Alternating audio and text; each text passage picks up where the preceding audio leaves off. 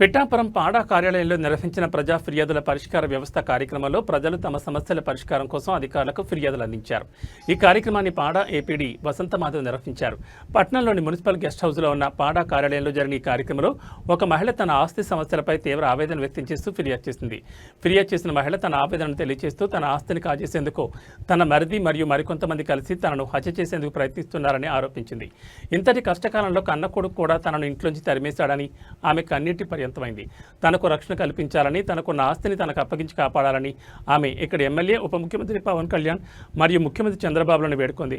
ప్రస్తుతం తన తల్లి ఇంటికి వచ్చి తలదాచుకుంటున్నానని చెప్తూ తనకు రక్షణమే న్యాయం చేయాలని కోరుతూ పీజీఆర్ఎస్ కార్యక్రమంలో ఫిర్యాదు అందజేసింది.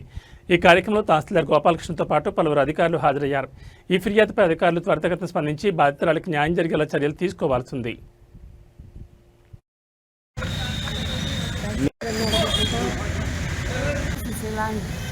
నా భర్త పేరు పంతులు సత్యనారాయణ. నాకు కొడుకున్నాడండి.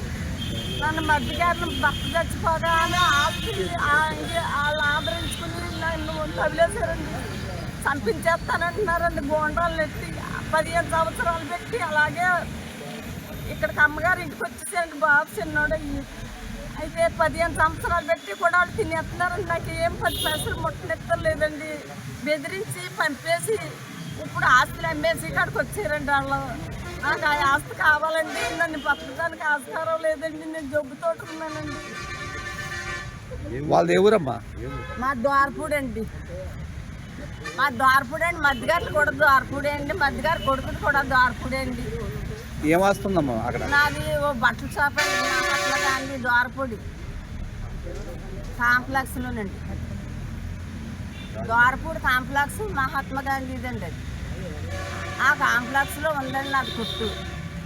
మరి రాజమండ్రి మేడ డూప్లెక్స్ మేడ అండి. 4వ తోట అంటే ఫస్ట్ తోట మా ఆయన గారి పేరునే ఉందండి. మరి ఎకరం 2 సెంట్లు భూమి ఉందండి.